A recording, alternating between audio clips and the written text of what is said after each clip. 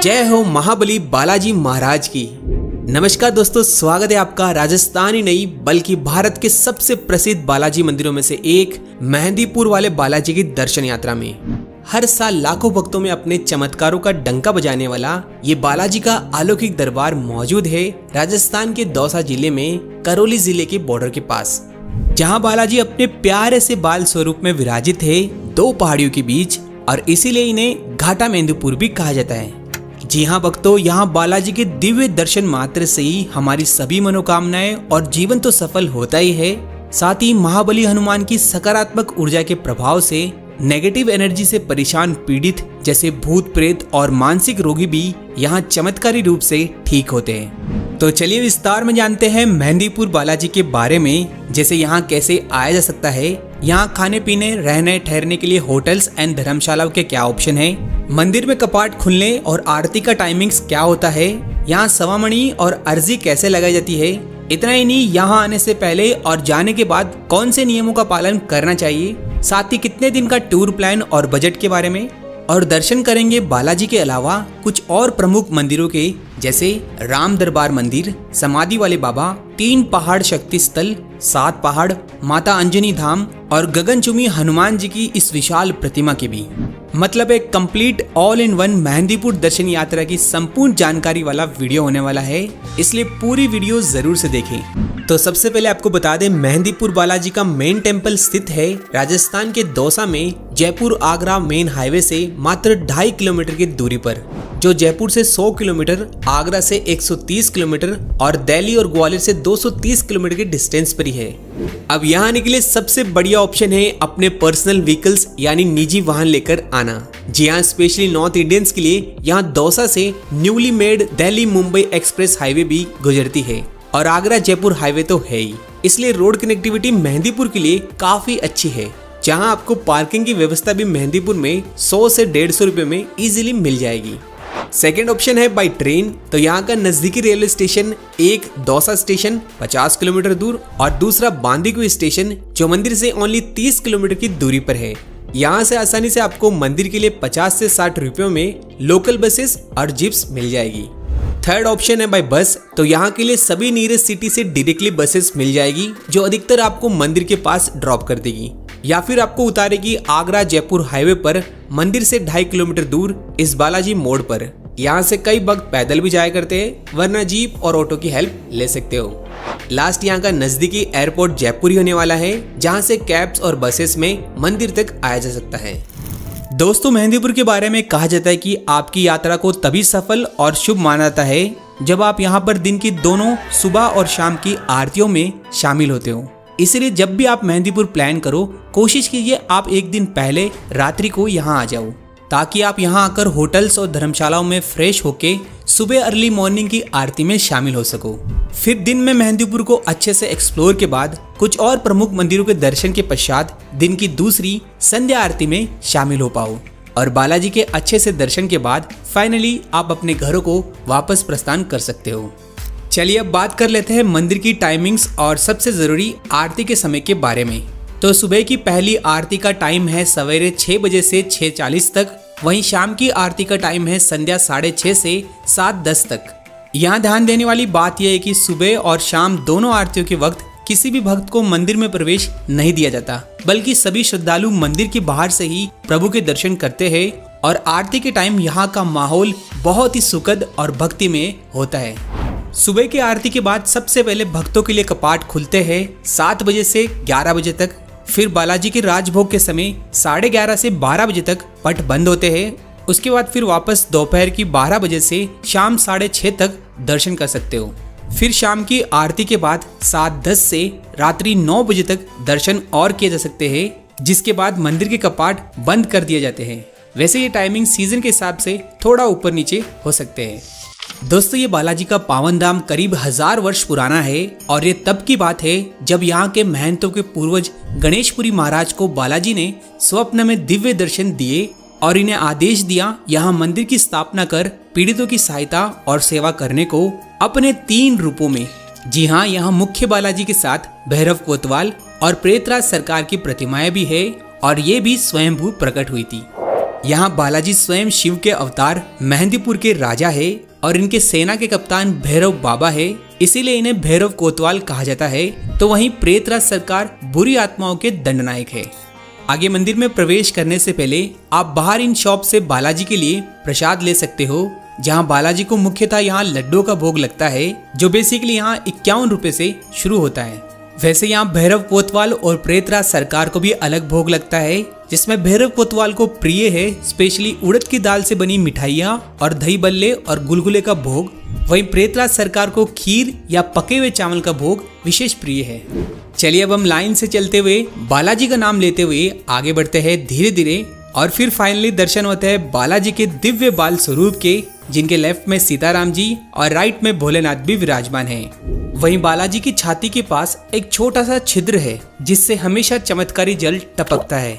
इसे बालाजी का पसीना भी कहा जाता है, जिसे मंदिर के कपाट खुलने पर यहाँ के पुजारी श्रद्धालुओं पर छिड़कते हैं, और ये दिव्य जल की छींटे बहुत ही सौभाग्य वाले भक्तों को प्राप्त होते हैं। इसलिए मंदिर में इनके लिए धक्का मुक्की ना करें। इसके बाद बालाजी से आशीर्वाद के साथ अपनी मनोकामना मांगते हुए पंडित जी को प्रसाद देकर आगे बढ़ेंगे। तो बालाजी की दाई ओर ही विराजमान है भैरव कोतवाल। इनके दर्शन और भोग लगाने के बाद थोड़ी सी सीढ़ियां चढ़कर दर्शन होते हैं प्रेतराज सरकार के। यहाँ भी भोग लगाते हुए आगे इनके दीवान के दर्शन के बाद मेन मंदिर के एग्जिट की ओर से बाहर आते हैं। मंदिर में चढ़ाए गए इस नॉर्मल प्रसाद को आप निश्चिंत होकर खा भी सकते हो और अपने घर भी ले जा सकते हो, क्योंकि ये नॉर्मल प्रसाद है। बस ध्यान देना, अर्जी का प्रसाद कभी नहीं लेके जाना, जिसके बारे में अभी हम आगे बात करेंगे। इसके अलावा बालाजी की सवामणि भी बहुत ज्यादा बोली जाती है जब किसी की मांगी गई मुरादें और मनोकामना पूरी होती है तब। वैसे सवामणि का मतलब है सवामण, यानी 51 किलोग्राम प्रसादी, जिसे एक दिन पहले बुक करवाया जा सकता है ऑनलाइन मंदिर ट्रस्ट की ऑफिशियल वेबसाइट और यहाँ के सवामणि एंड डोनेशन काउंटर से। इसमें आपके पास बहुत से ऑप्शन हैं, जैसे 56 भोग, राजभोग, लड्डू पूड़ी, हलवा पूड़ी जैसे 21 से 40 व्यक्तियों का प्रसाद। प्राइजेस आप वीडियो में देख सकते हो। यहाँ मंदिर ट्रस्ट से सवामणि बुक कराने का फायदा ये है कि आपके 3 मेंबर्स को वीआईपी बॉक्स से एंट्री मिलती है मंदिर दर्शन के लिए, जिसके बाद सवामणि प्रसाद वितरण हॉल से रसीद दिखाकर यहाँ से बॉक्सेस और कंटेनर में पैक किया हुआ प्रसाद खिला भी सकते हो अपनी अपनी धर्मशालाओं में, या फिर आप इसे घर भी ले जा सकते हो। वैसे इस सवामणि के प्रसाद का भोग का समय हर दिन 12 से 2 बजे तक रहता है। इसके अलावा मंदिर के बाहर इन दुकानों से भी सवामणि बुक कर सकते हो सस्ते में, जो सिर्फ 1100 से 2100 रुपए में शुरू हो जाते हैं। और आप चाहो तो अपने घरों से भी सवामणि भंडारा का प्रसाद बनाकर चढ़ा सकते हो, और इससे भी बालाजी खूब प्रसन्न होते हैं। इसके बाद सबसे इम्पोर्टेंट, अर्जी कैसे लगाई जाती है। तो देखिए, किसी परेशानी वाले इंसान के नाम पर अर्जी लगती है। इसमें सबसे पहले रोगी को मंदिर के बाहर इन बैरिकेड्स पर रखा जाता है। फिर रोगी के परिवार का कोई भी सदस्य बाहर इन दुकानों से लड्डुओं का 151 रुपए का अर्जी का स्पेशल प्रसाद मंदिर में ले जाकर भोग लगाएगा। उसके बाद मंदिर से बाहर आकर इस प्रसाद में से 2 लड्डुओं को परेशानी वाले रोगी को खिलाएंगे, और इन 2 लड्डुओं का सेवन करते ही रोगी अजीबोगरीब हरकतें शुरू कर देगा। जिसके बाद काम शुरू होता है प्रेतराज सरकार का, जो इन बुरी शक्तियों को वश में करके दंड देते हैं। इसे देखकर आपको बिल्कुल भी घबराना नहीं है। आगे बाकी के बचे हुए लड्डू के प्रसाद को मंदिर के पीछे जानवरों में बांट दे। यहाँ ध्यान रखिए, अर्जी के प्रसाद को किसी भी इंसान को ना तो दे और ना ही उससे ले, क्योंकि ये वो ही प्रसाद है जिसे भूल कर भी ना तो खाना है और ना ही घर ले जा सकते। एंड यहाँ सबसे जरूरी, रोगी को दोनों आरतियों में शामिल होना पड़ेगा, तभी काम होगा। नेक्स्ट, मेहंदीपुर आने से पहले यहाँ का सही तरीका और कुछ नियमों का भी पालन करना चाहिए हमें। जैसे यहाँ आने से 1 सप्ताह पहले ही सभी प्रकार के तामसिक चीजें जैसे मांस, अंडा, शराब, प्याज, लहसुन का त्याग करना चाहिए, और यहाँ से जाने के 1 महीने बाद या जितना हो सके उतना दूर रहना चाहिए इनसे। यहाँ मंदिर में इन अजीबोगरीब हरकतें करने वाले व्यक्तियों पर ज्यादा फोकस ना करें, सिर्फ मन में बालाजी का नाम लेते रहिए, और ना ही आपको इन बैरिकेड्स यानी जाली पर लगे तालों और बांधे हुए धागों को छूना है। यहाँ तक कि 500 रुपए भी पड़े मिले तो उन्हें उठाना नहीं है। यहाँ किसी से भी प्रसाद नहीं लेना है और ना ही देना है, और अर्जी के प्रसाद को तो बिल्कुल भी घर नहीं लाना है। सिर्फ नॉर्मल प्रसाद आप खा और घर ला सकते हो, बस इससे ज्यादा आपको किसी भी बात पे ध्यान नहीं देना, क्योंकि ये स्वयं महाबली कष्टहर्ता हनुमान जी का अलौकिक दरबार है। और गोस्वामी तुलसीदास जी ने हनुमान चालीसा की 24वीं चौपाई में लिखा है, भूत पिशाच निकट ना आवे, महावीर जब नाम सुनावे। अर्थात हनुमान जी का मात्र नाम लेने से ही भूत प्रेत जैसी नकारात्मक शक्तियाँ आपके पास भी नहीं आ सकती।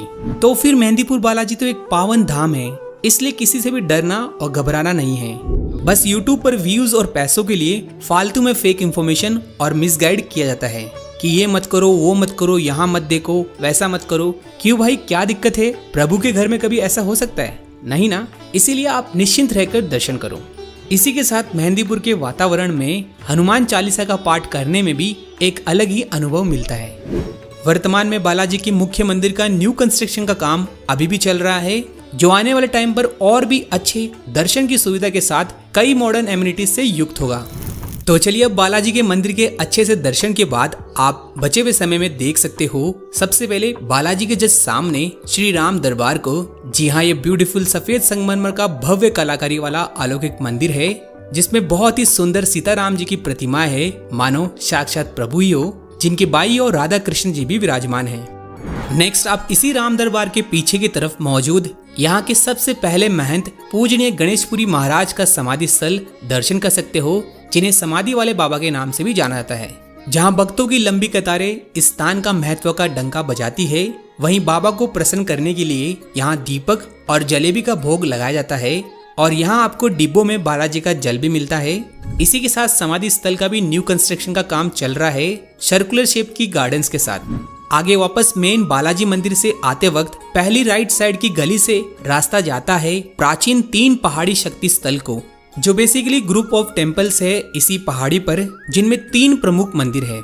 ये मुख्य बालाजी मंदिर से 1 किलोमीटर की चढ़ाई यानी 20 से 30 मिनट के आसपास की चढ़ाई करनी होती है, जिसकी शुरुआत होती है इन छोटी छोटी संकड़ी गलियां और दुकानों से होते हुए। यहाँ कुछ सीढ़ियां चढ़ने के बाद पहला प्रमुख मंदिर आता है माँ काली का प्राचीन स्थल, जहाँ पर सिर पर रखकर नींबू काट कर नजर उतारी जाती है।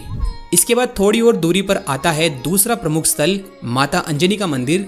यहाँ पर संतान प्राप्ति के लिए भक्त आते हैं। आगे ढेरों संतों की समाधि स्थल क्रॉस करके लास्ट 3rd टेम्पल पर आते हैं, जो है पंचमुखी हनुमान जी का, और यहाँ पर भी बंधन निवारण का इलाज किया जाता है। वैसे यहाँ ऊपर से पूरे मेहंदीपुर के एरियल व्यू के नज़ारे लिए जा सकते हैं। नेक्स्ट 3 पहाड़ी से उतरकर आप विजिट कर सकते हो पूरे मेहंदीपुर से दिखने वाले हनुमान जी की इस 151 फीट ऊंची विशाल प्रतिमा को, जिसके नीचे राक्षसी मुंह वाली गुफा भी देखी जा सकती है, जिसमें हनुमान जी से जुड़ी घटनाओं को अच्छे से दर्शाया गया है। वैसे ये लोकेशन सेल्फी और फोटो शूट के लिए फेमस है, तो आप भी यहाँ फोटो जरूर से क्लिक कीजिएगा।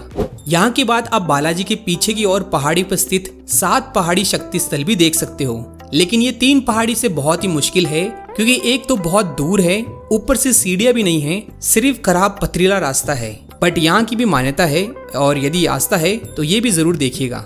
वैसे ये ऑफबीट एडवेंचर ट्रैकिंग वाला रास्ता है, जिसका मजा मानसून में आता है। और ये 7 पहाड़ी पे 7 प्रमुख मंदिर है, शेषनाग मंदिर, अंजनी माता, बालाजी, काली माता, चामुंडा माता, गोरखनाथ जी, और आखिरी 7वां मेन महादेव का प्राचीन मंदिर, जहाँ पर एक विशाल चट्टान भी है बालाजी की।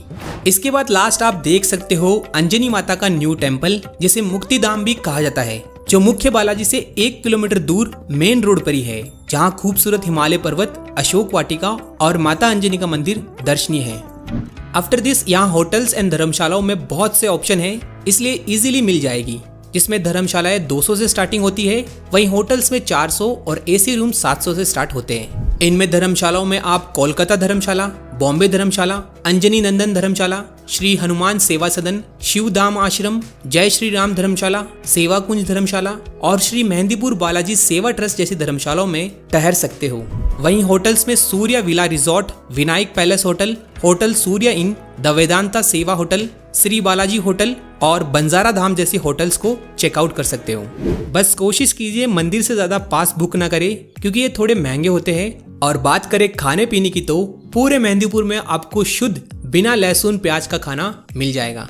वहीं बजट में एक जने का खर्चा 1000 से 2000 में निकल जाएगा और अच्छे से दर्शन कर सकते हो। मेहंदीपुर में हर साल चैत्र मास की पूर्णिमा को हनुमान जयंती को भव्य मेला लगता है, जिसमें भक्तों की भीड़ जबरदस्त होती है। इसी के साथ हर मंगलवार और शनिवार को बहुत ज्यादा भीड़ होती है ऑर्डिनरी डेज के कंपैरिजन में। इसीलिए यदि आपके साथ छोटे बच्चे या बुजुर्ग हो तो आप भीड़ से बचिएगा।